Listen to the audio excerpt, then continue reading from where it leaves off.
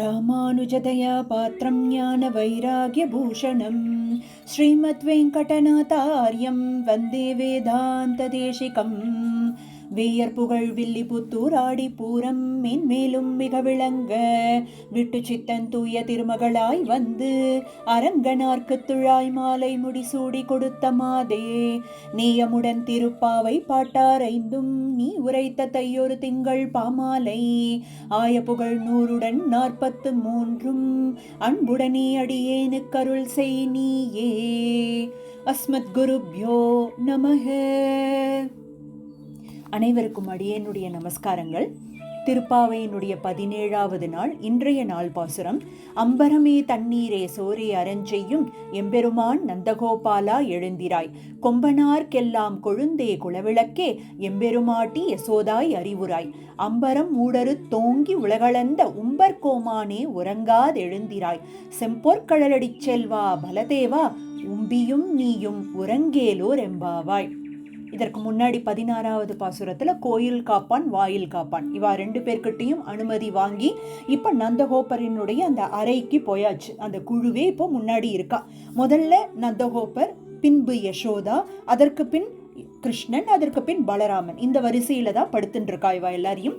இவா எல்லாரையுமே ஒவ்வொருத்தரையா எழுப்ப போறா. எப்படிங்கிறத முதல்ல நந்தகோபரை கொண்டு ஆரம்பிக்கிறா. அம்பரமே தண்ணீரே சோரே, அதாவது ஆடைகள், தண்ணீர், சோறு, அந்த அன்னதானம். இந்த மாதிரி பிரதிபலனே பாராமல் தானம் செய்யக்கூடிய பிறந்தவர் தான் இவரோ அப்படின்னு சொல்லக்கூடிய அளவுக்கு சந்தோஷத்தோடும் பேரின்பத்தோடும் அப்படி பூரிப்போட அந்த தானம் வழங்குவதில் அவ்வளோ ஆசையா அவருக்கு. இதுக்குன்னே பிறந்தவர் போல தானம் செய்யக்கூடிய பெருமை யாரு?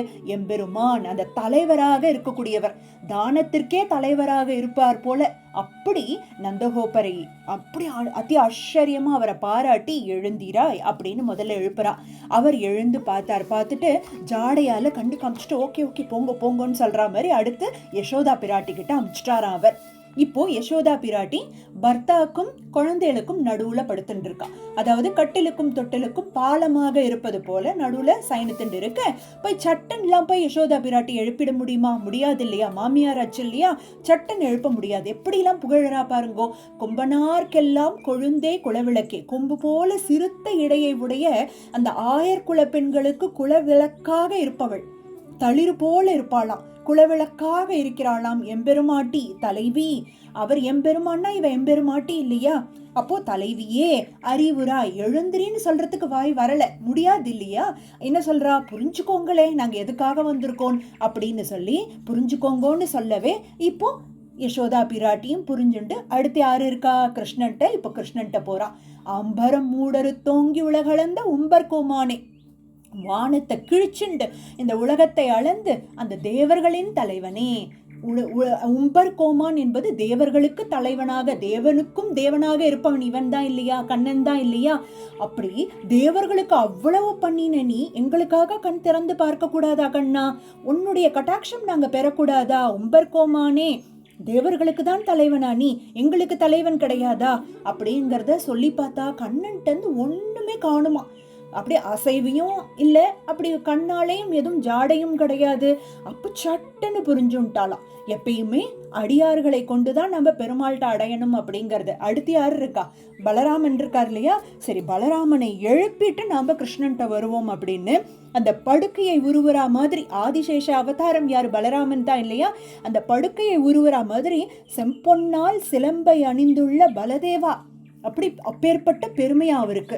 செம்போர் கடலடி செல்வா பலதேவா, நீங்களும் உங்க தம்பியும் இப்படி உறங்கி என்று தான் எங்களுக்கு யாரு கடாட்சிப்பது? நீங்க எழுந்தாதானே அடுத்து நம்ம பெருமாள் எழுந்திருப்பார், கண்ணன் எழுந்திருப்பான். போய் நோன்பை நாங்க மேற்கொள்ள வேண்டாமா? எழுந்திரிங்கன்னு சொல்லி இப்படி 3 பேரையும் எழுப்பியிருக்கா. ஆனா இன்னும் கண்ணன்ட்டு ஒரு விஷயமும் ஒண்ணுமே தெரியல. எழுந்தானா, பதில் சொன்னானா, எதுவுமே தெரியல. அடுத்து வரக்கூடிய பாசுரங்கள்ல நாம அதை அனுபவிக்கலாம். இந்த பாசுரத்தோடு நம்ம நாராயணிய தசகம் எதை அனுபவிக்க போறோம் நன்றாக உங்களுக்குமே தெரியும். என்னது? அம்பரம் மூடரு தோங்கி உலகளந்த உம்பர்கோமான். இதற்கு முன்னாடி நாம வாமன அவதாரத்தை அதி ஆச்சரியமாக பட்டோத்ரியில் மூலியமாக நம்ம அனுபவிச்சோம்.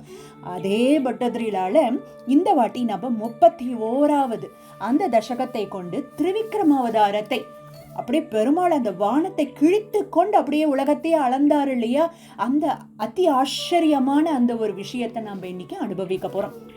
தசகம் 31. 30வது தசகத்தில் குள்ள வாமனனாக காட்சியளித்த பெருமாள் 31வது தசகத்தில் இப்போ எப்படி பட்டதிரிக்கு காட்சி கொடுக்கிறாருன்னா, இடது திருவடியை மேல உயர்த்தி திரிவிக்ரமனா காட்சி கொடுக்கிறாராம். மறுநாளைக்கு பட்டதிரில் அப்படியே திரிவிக்ரம அவதாரத்தை அனுபவிக்க ஆரம்பிக்கிறார். முதல்ல எப்படி ஆரம்பிக்கிறார் அப்படின்னா, இந்த ஸ்லோகம் ஆரம்பிக்கிறதுக்கு முன்னாடி இந்த திரிவிக்ரம அவதாரமே சாகசம் பண்ணின அவதாரம், ஓங்கி உலகளந்த அனுபவம்.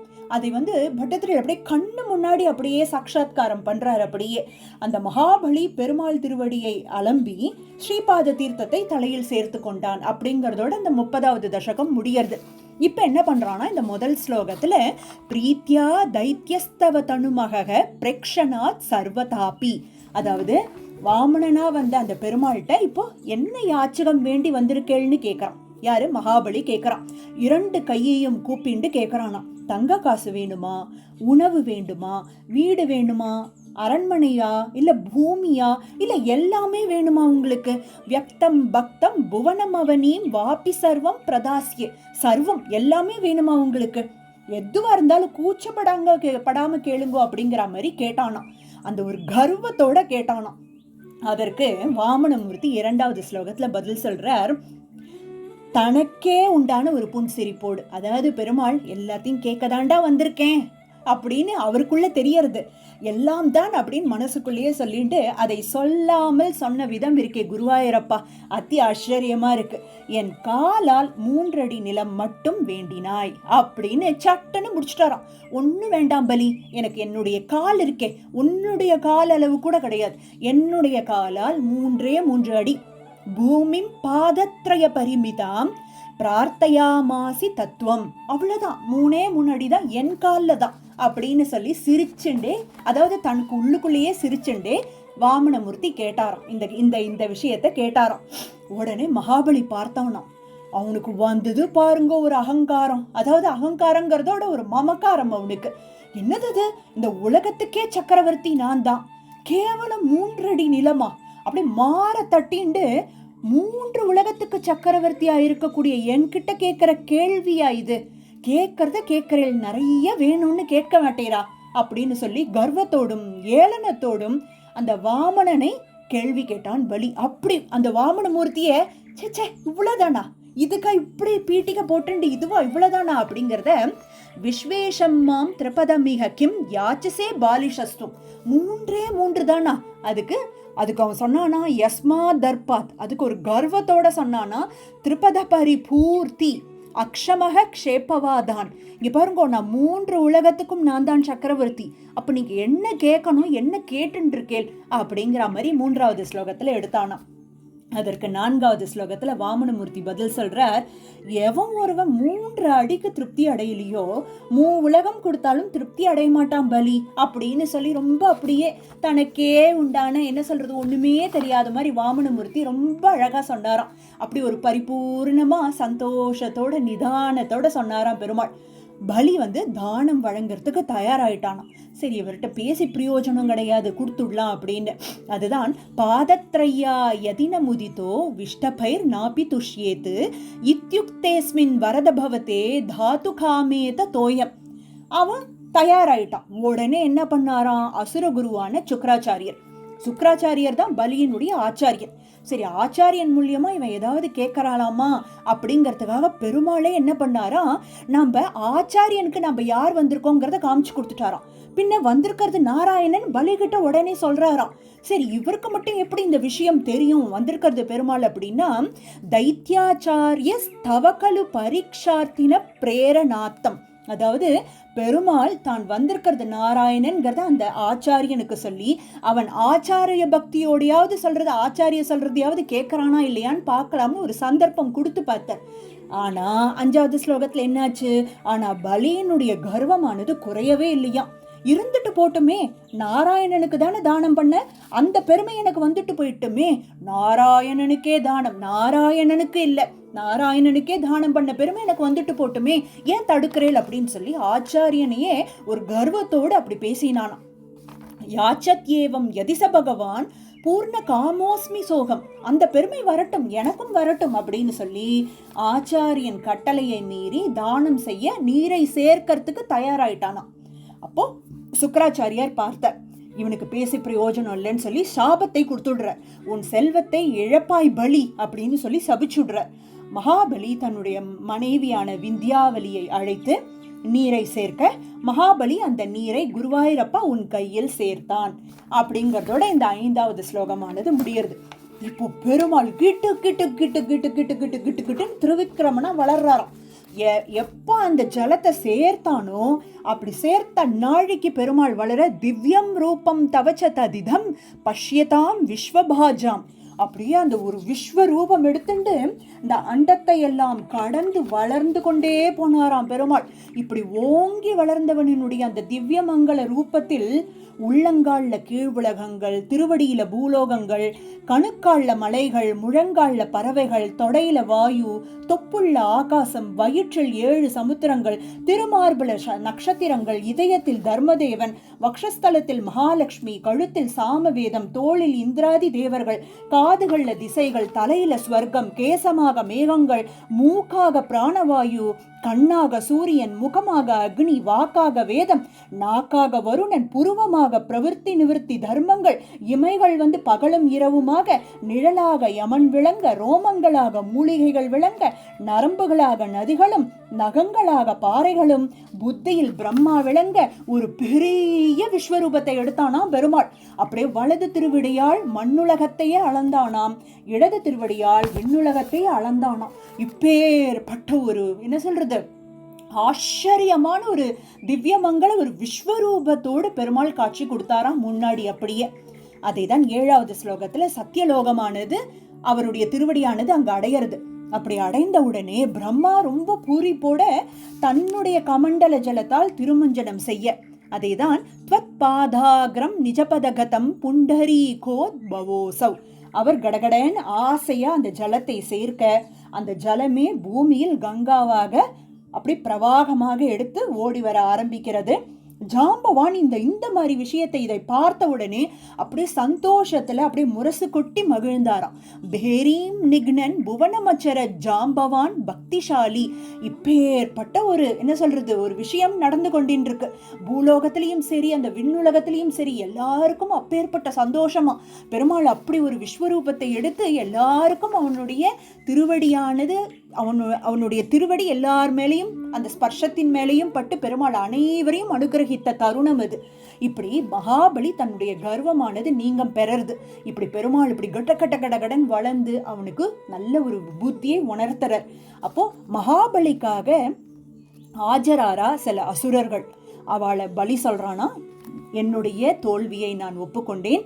அந்த பலியானவன் அந்த பாத்தாள லோகம் அனுப்பி வைக்கிறான். வந்த அசுரர்கள் அனைவரையுமே பாத்தாள லோகம் அமுச்சு வச்சுடுறான். அதுதான் 8வது ஸ்லோகத்துல சொல்லியிருக்கு. கிம்வோ யுத்தைர்யிதி பலிகிரா தேத பாத்தாள மாப்புகு, வந்த அசுரர்கள் எல்லாம் பாத்தாள லோகம் போக, இப்போ 9வது ஸ்லோகத்துல கருடன் வருண பாசத்தால் பலியை கட்ட பலி கிட்ட பெருமாள் கேட்கிறாராம். 2 அடி கொடுத்தாச்சு, 3வது அடி எங்க அப்படின்னு கேட்கும் பொழுது அப்ப பலி சொல்றானா, அகங்காரத்துக்கு அடையாளமான அந்த கிரீடத்தை கழட்டி வைத்து அடியன் தலையில வைங்கோ அப்படின்னு சொல்லி அந்த தலையை குனிந்தானாம் மகாபலி. பாதம் மூர்தினி பிரணய பகவன் நித்திய கம்பம் வதந்தம், பெருமாளுக்கு அப்படியே 2 கைகளால கூப்பி தன்னுடைய அகங்காரம் மமகாரமானது தொலைய பெற்றது.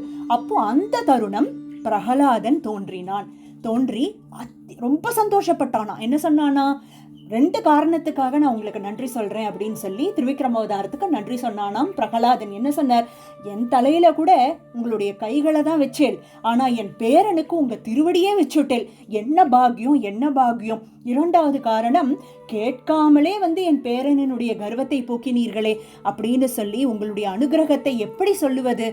பிரஹ்லாதஸ்தம் ஸ்வயமுபகதோ மானயன்னஸ்த வீத்வாம் அப்படிங்கிறதோட இந்த 9வது ஸ்லோகம் முடியறது. இப்படி பெருமாள் அந்த பிரகலாதனுடைய அந்த என்ன சொல்றது அந்த குடும்ப அந்த பரம்பரையே அழிக்காமல் அனுகிரகித்தான்ங்கிறத நம்ம அனுபவிக்க முடியறது.